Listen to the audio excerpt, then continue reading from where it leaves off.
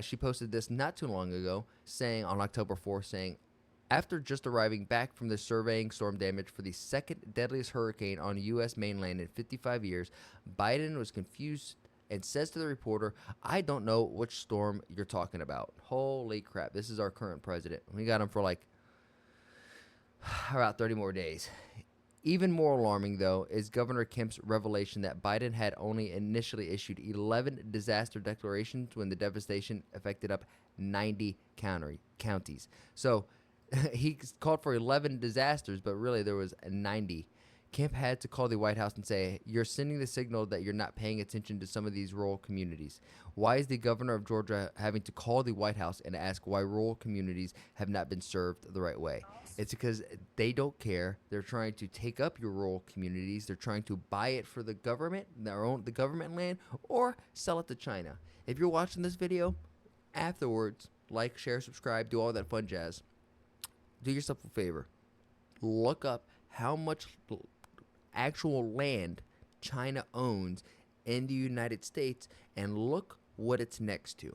It's next to military bases and it's next to major farmlands. Tell me why. Tell me why. The aftermath of Hurricane Helene is devastating. More than 200 people have died, countless others still missing. Americans in the hardest hit areas are desperate for critical supplies like food and water. Tens of thousands still without electricity. And while all of this is happening and families struggle to pick up the pieces, many feel totally abandoned by the Biden-Harris administration's handling of the storm. Hello, everyone. This is Outnumbered. I'm Kayleigh McEnany here with my co-host Harris Faulkner and Emily Campagno. Also joining us, host of the Kennedy Saves the World podcast, Kennedy, and former Deputy Assistant Attorney General, UC Berkeley law professor, and former law clerk for Justice. I'm sorry. I hold on. Just. I gotta pause this real quick. I can't unsee this, and if I see this, you guys have to see this.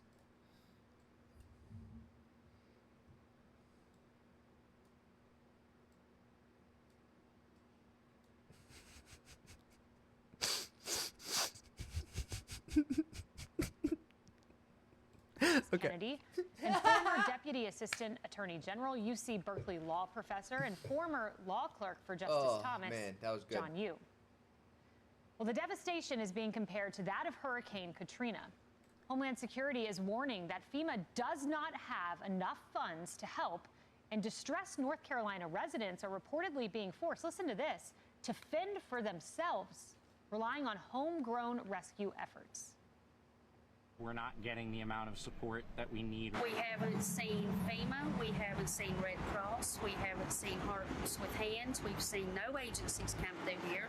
Most people drive through with their cameras out, filming us like we're animals in a zoo, and don't stop. It's too late. Oh. I mean, they took too long. It took them 5 days to get here.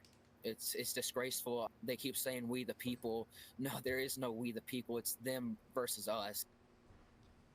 Damn. That versus us, powerful words. And as Americans cry out for federal assistance, they are desperate. President Biden sees his administration's handling of the storm in a completely different way. What do the states in the storm zone need, Mr. President? Sorry? What do the states in the storm zone, what do they need after what you saw today? Oh, in the storm zone? Yes, sir. I'm wondering what storm you're talking about. Oh my they God. get everything they need. And they're very happy. Oh my across God. the board. So we just got to keep, I'm going to have to go back to the Congress and get some more money for it. This is just a guy who's just not It's a there. little hard to hear with the chopper there, but he's returning from the storm zone and literally says, oh, the storm zone. And his words were, I didn't know what storm you were talking about. Professor John Yoo, the storm to which we refer is the second deadliest hurricane in the U.S. mainland in 55 years. And that is the leadership we get? Kayleigh, first, thanks for having me back, guys. I didn't know you were going to have me back. We love Thanks having you. So look, this is a failure of presidential leadership. If you have people still dying several days after the storm, you have supplies that can't get into critical areas, you have accounts of private helicopters and planes flying in to rescue people. And the reason I say that is the founders created a presidency so that one person could act in the moment of crisis with speed and decision and activity and energy. And also so the American people could hold the government accountable, could hold that one person accountable. It pains me to say this, but when you see that video of President Biden, do we really think that he's in charge? Shouldn't he be in the storm zone and kicking butt to get people moving and things moving into the area for disaster relief? Have they spread responsibility around so that we, the American people, can't tell who's in charge and how to hold them responsible for failures in the disaster relief? Yeah, they need to act with alacrity, with resolve, and in a wholesome manner. And I do want to play this from Governor Kemp. A lot of people have been making something of Governor Kemp and his discourse with the federal government, but they've ignored this component. Here is Kemp on Biden in this moment. When the first emergency declarations came down, there was only 11 counties in that. A lot of people were outraged, including me, because there was such devastation in up to 90 counties. So we called the White House. We spoke to the President's Chief of Staff, the FEMA administrator, and said, look, you're sending the signal that you're not paying attention to some of these rural communities. Kennedy, why is the governor of Georgia having to call the White House, asking why rural communities are not included in disaster declaration relief from FEMA? He had to call and plead for rural communities. I mean, this is deadly. This is heartbreaking. And to John's point, you bring up the word crisis. That is what the federal government is supposed to do. They are supposed to respond in a crisis. These are the moments where you need to make sure that you have infrastructure, that you've got bureaucracies that are communicating with each other to deliver aid in the moment, not later on when there's chin scratching. People don't want politicization right now, but what they're dealing with is an administration that can only create crises. They can't respond to them. You know, and you look back. That's right, Linda from Bob Burger. You let him know. Governor Chris Christie gave Barack Obama in 2012 during Hurricane Sandy, and that was his political undoing. You look at the response to Hurricane Katrina in 2005, and that was, a harsh light that George W. Bush was painted in for his presidency. I don't know if Kamala Harris will ever ascend to the presidency because of the response of her administration. And right now, this we and don't Hawaii. have a president. All you have to do is look at his response to the press queries, and he's not all there. Someone needs to be there. It has to be her. She doesn't have to suspend her campaign like John McCain did in 2008, but she absolutely has to do more than read from a piece of paper. If she's not going to answer questions, then she has to answer with action, and she is not doing that. Shame on her, because this shouldn't be about politics right now. Or at least show up at FEMA. My God, the hurricane happened Thursday. Yes, she was visiting the border Friday. You could have gone Saturday morning and visited FEMA and shown your face and read. No, she had to do a Call Her Daddy Saturday podcast. Morning. She was But already didn't over do in that, California. Emily. Something else that wasn't done. FEMA was not prepared, and we were lied to as a country. Yep. This is really important. This is huge. Mayorkas said this in June. FEMA is tremendously prepared. This is what we do. This is what they do. The key here is to make sure that the communities that are potentially impacted are prepared as well. He was talking about hurricane response. That was in June. He said we were prepared. Here he is 3 days ago. We are meeting the immediate needs with the money that we have. We are expecting another hurricane hitting.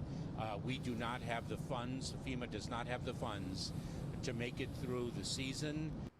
So FEMA was prepared in June. Then he admits they were not prepared. And then we find out the reason why. We'll put it up, Emily. And this was FEMA.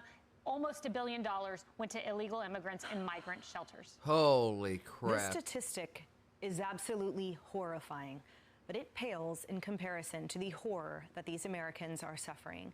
And everyone that I have heard from, the incredible patriots of Save Our Allies, the United States Veterans Corps, all of those amazing Americans with the boots on ground doing all they can to help these Americans, what they say is that this doesn't do the devastation justice.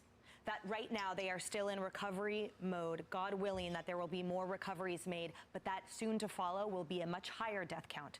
That because of the inaccessible Americans that are separated by waters, that there are many yet to be determined, and that there are many requests for hundreds of body bags by representatives of counties and local municipalities there that have yet to be filled. And so we do not even know yet the extent of the devastation, but what we do know is that the federal government wasted the taxpayer money that these Americans invested.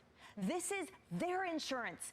FEMA's funds are their funds that they paid into, that they are now being withheld from to pay for illegal migrants. And we saw that coming down the pike when we reported on emergency budgets that had already been blown through 1 month into the fiscal year.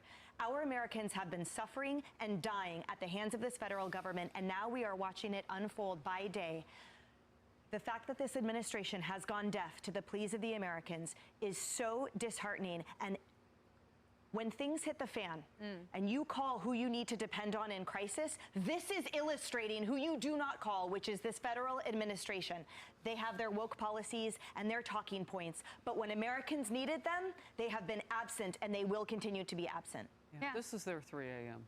call, and it's happening 24 hours a day. Yeah. And I don't know how they don't pick up the phone at this point. And look, the president saying, I don't know which storm you're talking about. Who does he think is happy with what they're providing? That reporter needed to say, well, you think people are happy with what you're doing? Who have you talked to who says they're happy? Yeah, I think we know who's happy. There's no one's had any because pushback. He's done what he needed to do, not the most, the least, to make this move over off the front page, so he hopes, but it's not going anywhere.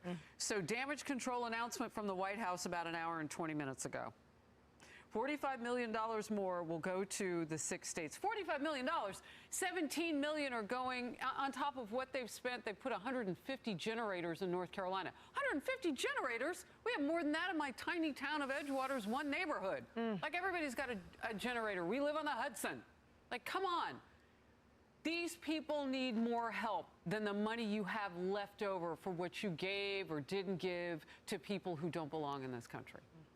If you have to take some from here, from there, New York spent north of $6 billion in this year on illegal immigrants and others who've tried to now take up more housing than other people have who are citizens. Chicago's shutting down shelters. I don't know where they're going to put the illegal immigrants that were there, but they know they're in trouble economically. $45 million is a drop in the bucket. It's an insult. And for him not to know which storm the reporter was talking about when he was talking about the one he had just left the storm recovery zone for, we don't have a president right now. Yeah. And it's very simple. You just look at this in terms of human behavior. When you care about someone or you love someone, you show up, you give resources, you come to them in a time of tragedy. You don't wait 4 days to go to FEMA. You don't stay at a fundraiser. You don't stay at the beach in Delaware. You show up and you show that you care. Do they care? I'll leave that to you. Obviously, they don't care. That was way more based from Fox than I thought it would be. But no, all three of them were 100% right. This is tragic. This is tragic.